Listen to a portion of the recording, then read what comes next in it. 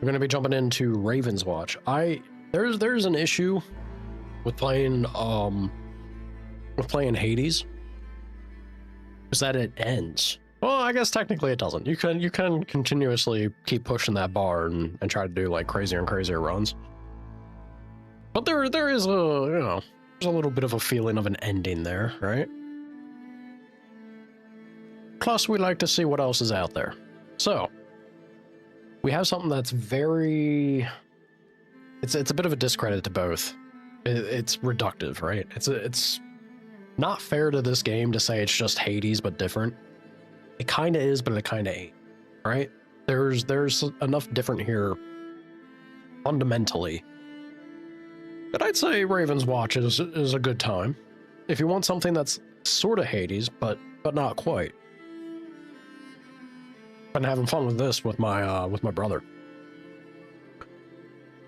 Today, I've only done one match or one attempt with Merlin. It didn't go well. It wasn't too bad. Merlin seems really fun and cool.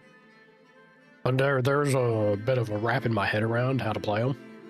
So we're just gonna stick to adventure mode still. We're gonna hopefully get through a handful of runs and rank him up. We'll see what those additional talents can do for him. But yeah, there's a lot that I very much enjoy about this game. I love the aesthetic, I love the art style. I think it's super fun to have different characters of various mythos in it as like the playable heroes.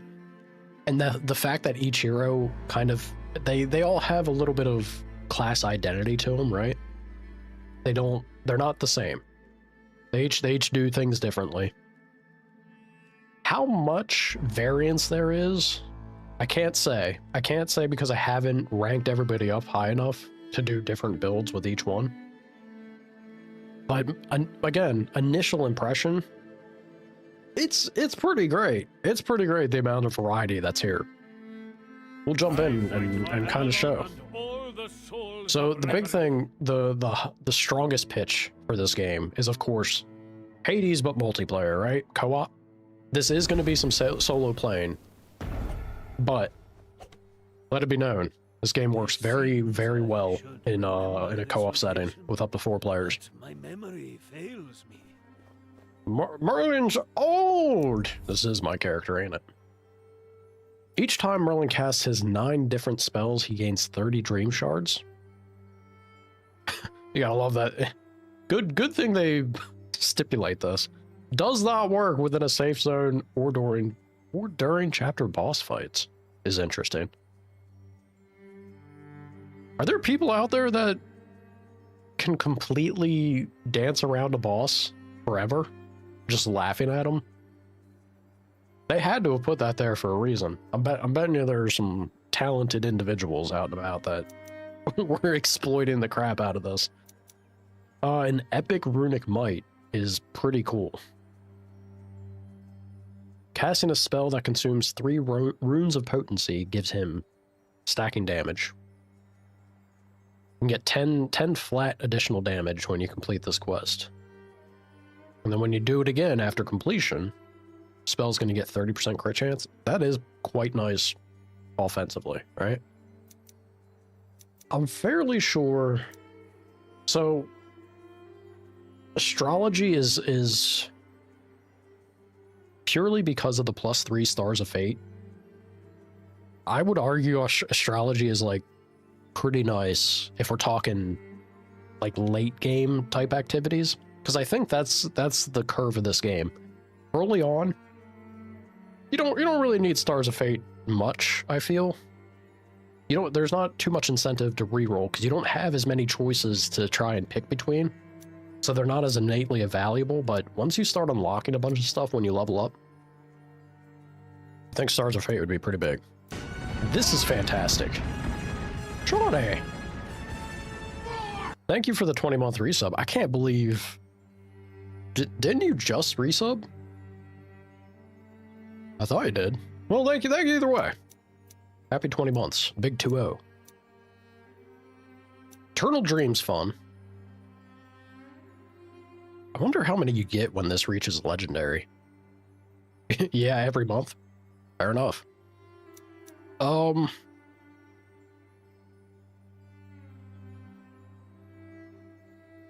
If this goes up by 5, every rarity,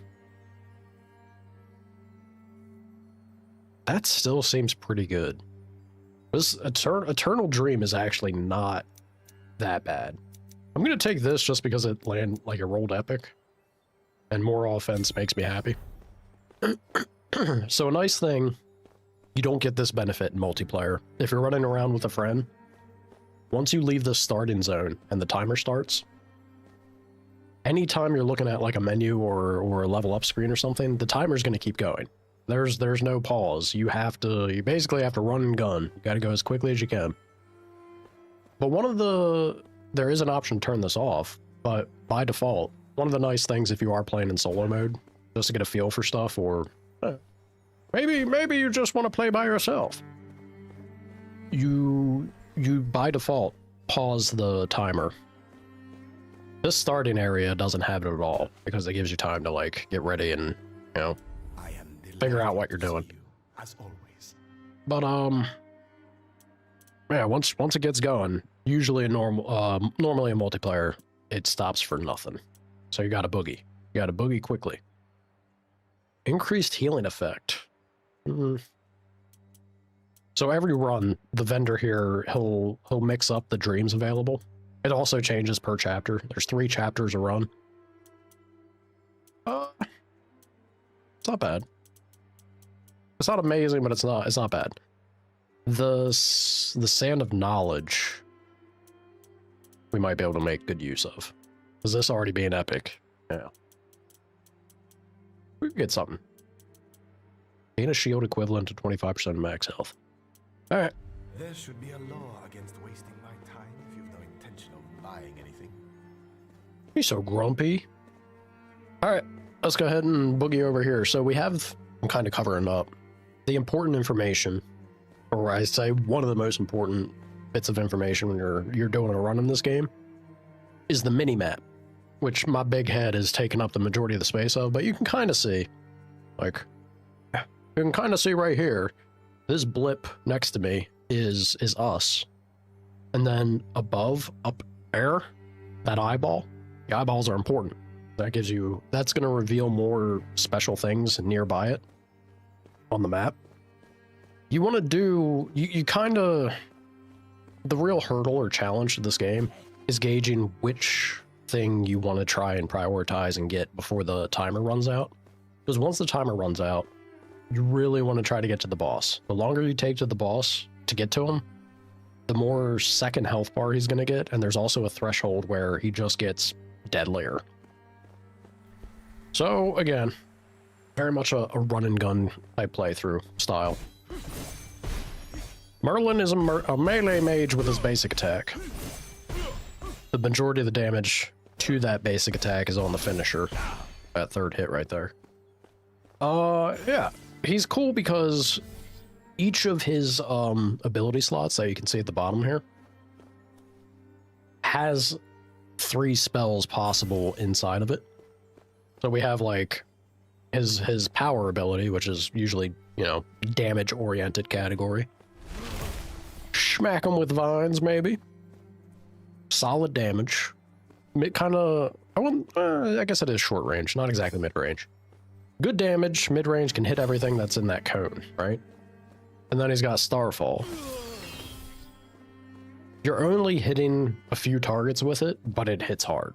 And it's pretty sick. It's pretty cool to, you know, anything that a wizard's calling down from the heavens is badass in my opinion. And then he's got that. If you're surrounded, he's got some mean get away from me rocks that blow up. Then he's got this category, which is considered the special. This is where, I mean, it makes sense, but this is where typically you'll have a little more like utility or function and unique situation abilities tied to heroes. Merlin's is pretty much all damage, but it's all damage that can be. This is another line damage thing with the lightning, but there are upgrades as you level up that will change what these abilities can do. Unfortunately, you do tend to only pick one. But as Merlin, you can be a little more flexible than not. Depends on how your run's going. He's got old Fireball. We love a good Fireball. I had the upgrade for Fireball in the run that I did with him the one time. It wasn't bad. Good damage. This one seems the coolest. Get it? Get it? Coolest. You can hit enemies with, makes an infinity symbol. You can hit enemies and hit them with the chill effect. Fireball ignites. Frost does the ice sphere thing, does chill. Ignite's basically a dot. Chill will slightly slow enemies, I think is all it does. I'm not sure if the shock... This might just be damage. I'm not sure if that applies as status or not. And then his final category, this is the defensive stuff. These are usually what you rely on to either get away from enemies, mitigate damage, or, in Merlin's case, shield and heal. Well, in Merlin's case, he does all three, actually. So he's got a little bit of a blink there. There is a hefty cooldown tied to it.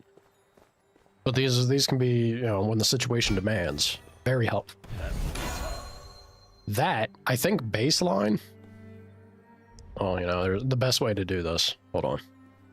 Let's get this off cooldown. Do that, and then if we bring the minimap up big, we can move this cursor, and we can actually read what it does.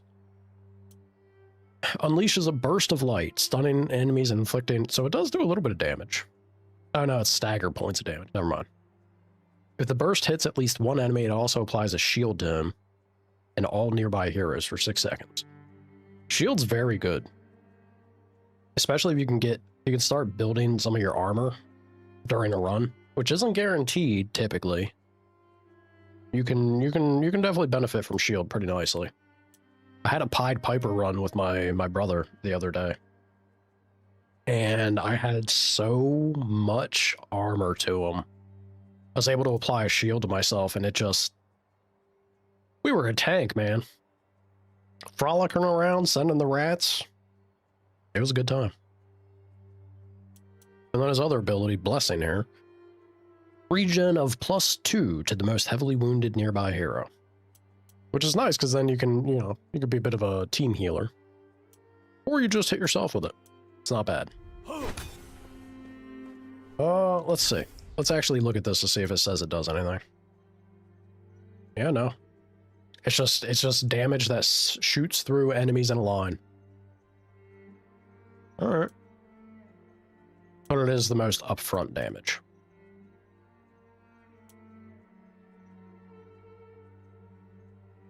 The further away you hit with Fireball, the more damage it does. Because you can kind of see it grow in size as it travels. Makes sense. Frost Orb that tracks nearby enemies. Ooh. Okay, so it doesn't actually just circle around like that. It will track enemies.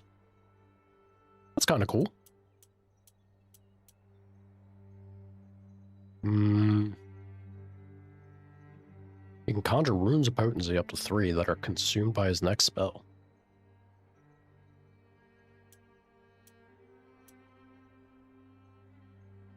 Alright. So, I believe that's the trick. It says he can passively conjure them up. I don't know if the passively is by default, it'll occasionally happen every so often, or if it's tied to the final hit here only. There might be something also when we level up that can increase the amount that we generate. Making those runes is very important. It's big. Not only for the quest that we took, but this right here, getting 3 runes makes your spells real mean. Alright. One last quick look, just to be sure. Yeah, 50 damage, 60 to 3 nearby enemies. Surrounds himself with stones to block any incoming damage. Alright, so it's nice to have, like, additional utility tied to the offense category here, or power, I should say. You can block there if you need it. But I'm more DPS focused. Alright, let's get into it. Let's do a run, yeah? See how it goes.